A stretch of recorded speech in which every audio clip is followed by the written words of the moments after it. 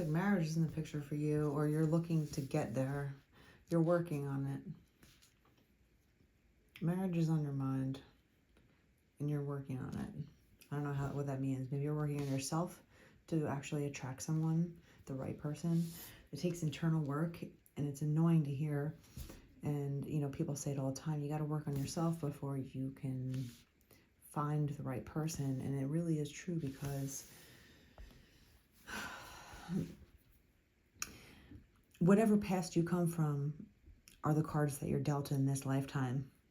And it's up to you to heal yourself from whatever hurt that you've gotten in the past.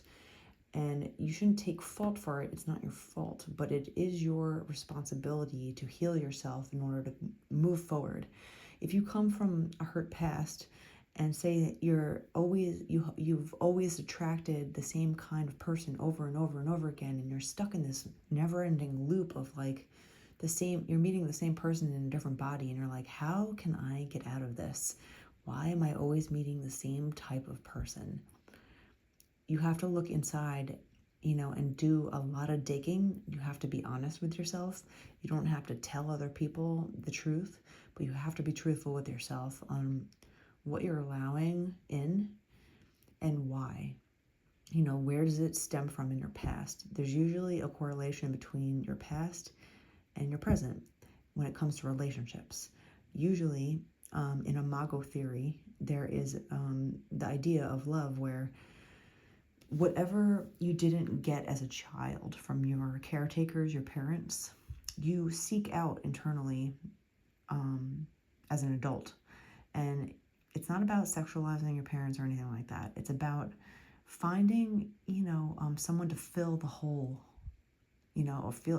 okay, that's a bad analogy.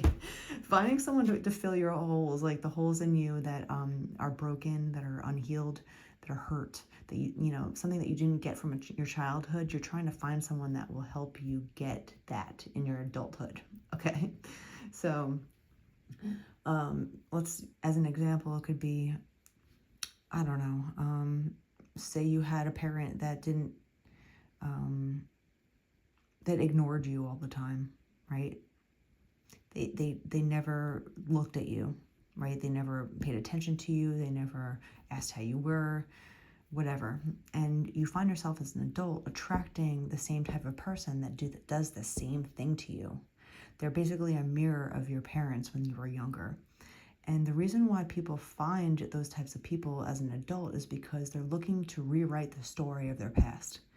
And with relationships, you have the chance to heal your past by healing it in a psychological way. Like, if you're still hurt and unhealed, you'll attract someone that ignores you, that's a player, that isn't serious, that kind of just ghosts you all the time. And you'll always be like, I'm always meeting these players. Why is that? It's because one of your parents did that when you were younger, and you're trying to fix that, right?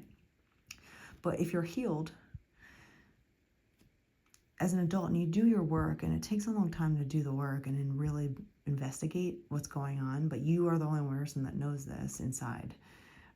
Once you kind of understand your story and where you're coming from and what you need to be healed and what you're looking for that's important to you in a relationship and what you didn't get as a child, you're willing to open up your horizon to meeting new people. You're going to attract other people in that are willing to give you attention, that are willing to stay by you, that are willing to ask you how you're doing and all that stuff. And that's about the law of attraction and how love works with, imago relationship therapy is you're going to attract people that are on the same level as you, in a sense, still. So if you're unhealed and you don't really know what's going on and you're stumbling through life and you're still meeting these people that aren't good for you, I don't think maybe you realized what you needed as a child that you didn't get. And it's not about blaming parents, because no one's perfect. Every parent does whatever they can do at the time. You got to give them slack a little bit for that, depending on each person's case. But, everyone does the best that they can. So it's not about pointing the finger at your parents, but it's about looking at what you didn't get that makes you unsatisfied, right? And in order to get to a point where you can heal your soul, heal your heart, and feel satisfied in a relationship, you have to know what you didn't get in order to get it. If you are completely blind and you don't want to look at it and you don't want to do the internal work, good luck, just good luck. So you've done some work and now you're looking at marriage and you're in a different point of view. Maybe before you didn't really want to be married because you were still young, and you had a lot of strings to untangle, right? But now that you're doing a lot of work, it looks like you know exactly who would be good for you. Okay, and here it comes in. Truth comes riding in on a white horse for you. You know exactly how to judge what you need. If you're dating, you know exactly who's good for you and who's not now, because you've established self-respect, you've established confidence in yourself, and you're okay with being independent and alone. And that's when you can actually clearly decide who's good for you or not. It's not like the teenage you where you're just like, oh, he likes me, and then he could be a complete monster, right? You're not going to get swept up in the fantasy of people. You're going to be like, okay, well, as an adult, you're going to be like, is this person going to fit into my lifestyle? Is this person going to fit into how they view relationships as well? Do we agree on certain things? Do we have the same values? Does he respect me? Do you respect yourself? Okay. We have justice and judgment going out, so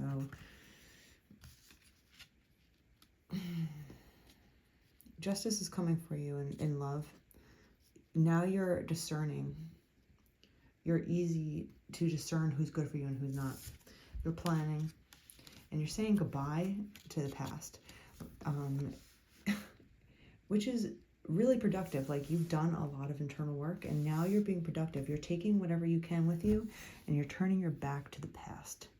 You're taking what's good for you, and you're leaving behind what hasn't been good for you. So you're growing, and you're doing the work, and it's working. And with that comes judgment and also good karma, justice for you. So keep planning.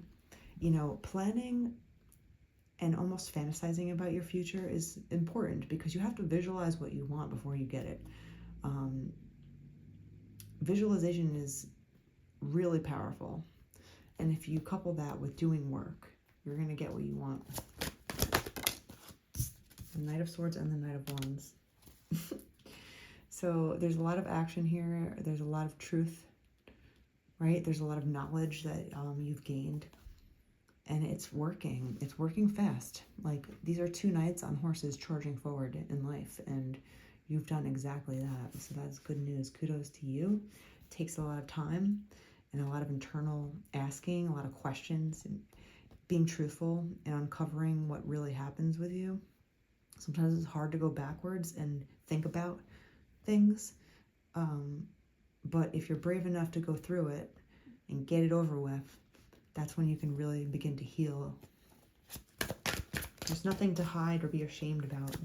We've all made mistakes. I've made a lot of mistakes. Everyone has made mistakes they wish they could take back, but you just learn from it. And as long as you don't do it again, it's in the past now. This is where you're going. This is where you're going now. You're growing up beautifully, and it's going to work out for you. You're going to be walking around in your beautiful garden with your bird on your hand and all your pentacles growing in your bushes, and you're going to be like, look at where I've come. Look at where I'm going. And it's going to be good. Like, you're maturing in a good way. This is all improvement. Lots of fast action. Listening to your intuition.